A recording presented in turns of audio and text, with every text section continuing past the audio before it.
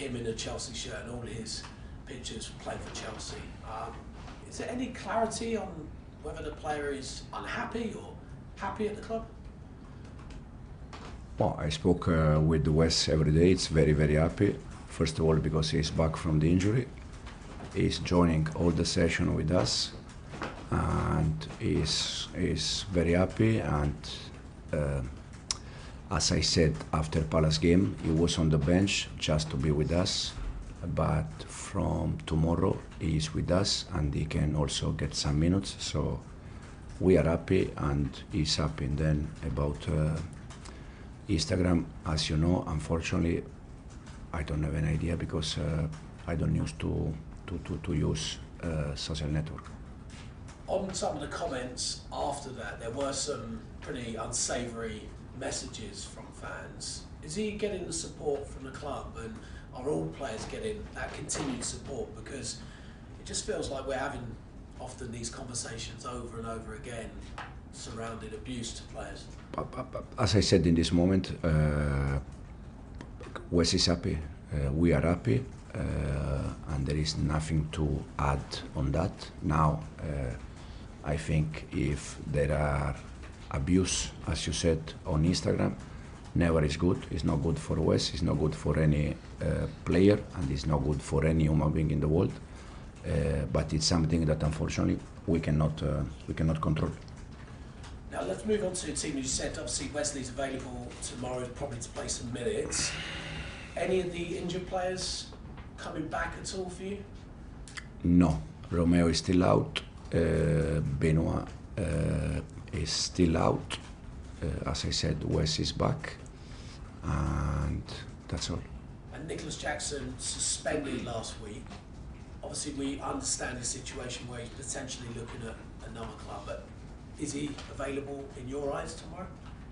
He is available, but he's not going to be part of the squad because, as we already said, we have two strikers, we have two players in that position, and also we know that something can happen before the window transfer close. And is there anything on the horizon with Nicholas Jackson departing? Does he look close to a move away at the moment?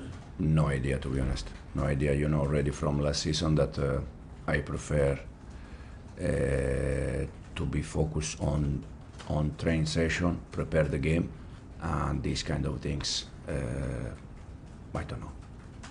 And I assume that would be the same answer for Raheem Sterling, and Chilwell, Christopher Nkunku. Is that the same situation?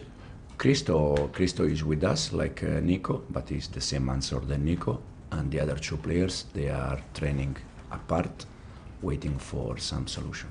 Enzo, what would happen at the end of the transfer window? You've got quite a few players there. If they were to remain at Chelsea, could you integrate them back into the squad? No idea. It's not the moment, to be honest. We have still, as you said, 2 weeks, 10 days, 2 weeks, but not idea. Also because it's difficult to plan because anything can happen. Okay, thanks, Enzo. Thanks, James. Soraya? Hi, Enzo. You touched on this briefly before about João Pedro and Liam Delap playing together, but all his time in a Chelsea shirt, he's played as a 9. We've seen him play between the lines at his other clubs. What situation would you play them together, and what other positions do you see João Pedro playing? Is he a second striker, left winger? I think João with us, he can play the 5 position at front, the winger, wide or inside the pitch, or behind the striker. I think he can play in all the position for sure. Probably as a 9 or behind the striker is his best position, but he can play in all attacking position for us. You've spoken about how you view your defensive options, and you said it's not just being a central defender with Levi Colwill being out. It's about being used to the way you play, and Tosin's probably the best suited for that. But you've got Hato, you've got Achiampong needing a bit of time, Alcel as well. But are you going to change and adapt? Is this something in your mind that would be possible for you to do, not play and build up from the back? Or is it going to be a situation where if you don't get a centre-back, you're going to have to adapt and change that? No, there is not in my mind, in my view, not to play from the back. As we said many times, you can be a little bit more direct when you face team that they try to be high pressing, but it's not in my mind at all to play in different way. Then I said already we used Josh in the last game. We are trying to find some internal solution, and we see. And then you have West Ham next, first away game of the season. You beat them twice last season, so familiarity a little bit. What sort of tactical battle do you expect? Because last season you said, you know, their pre-season they haven't looked quite gelled yet. There's a little bit of pressure even though we're at the start of the season. You said those teams are the most teams that you need to be wary of because they have something to prove. So what do you expect from that match? Tough game again. All the Premier League games, they are tough. They are difficult.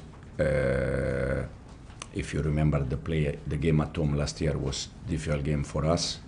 They defend very well. Tomorrow I expect exactly the same. And again, the Premier League just started, so you can see that they are trying to find some solution in the same way we are doing. Thanks, Soraya. John? Hi, Enzo. How are you getting on with the search for a centre-back? Are you confident that you will get one in by the end of the month? I already said that we are looking for internally solution, and I showed that last game against Palace, and we see what's happened. But you are looking externally as well, presumably. We are trying with, as I said already many times, to find solution. Is everybody on the same page? Is that now, of the players you want to bring in, is that now the priority for everybody at the club to get a centre back? I said, and I repeat again, probably I need to improve my English. We are looking for internal solution, and we see if something happen. Okay, and with players like Nicholas Jackson and Christopher Nkunku, do you have to be careful the way not careful, but you have to handle them carefully, because obviously there is a scenario where they could be here in September and you may still need them. We see if they're gonna be here, they're gonna be with us. In case they are not here, that means that they found a solution. And at the end, I think it's always better if they can find a solution, because I think they're gonna be more happy, and the club the same. And just to follow on, where do you think the squad are at the moment? Obviously, you've had a lack of pre-season, you've had the Club World Cup. Is it going to take a couple of weeks to get up to 100%, would you say? For sure, with more time, we're going to be better and better. But pace where it is, we need to adapt. I think we showed last week against Palace, where until the end we compete, until the end we create chances. And as I said, we're going to be better and better day after day. Thanks, John. Simon? Enzo, just checking on Tosin, is he still out, and any indication how long he might be out for? Tosin is available. He's available for tomorrow. I'm a little bit surprised because last week he was not available, and the day before he was everywhere that he was not available, and now I don't know why you don't know that it's available. He's available. I've been on holiday. Very good for you. No, because surprised me the last week against Palace, the day before the game, he was everywhere that was not available, and now you don't know that it's available the day before the game. Excellent. I'm glad I came back. And, but on Anselmino, he wasn't in the squad on Sunday. Is he, in terms of your internal solution, is he one of your options, or is it still a possibility that he'll leave on loan? Aaron is training with us. He's training very hard. He's a fantastic boy, good player, but he needs to play games. He needs to go. He needs to play games. So it's another player that is waiting for solution. Thanks, Simon. Okay, cameras off, please.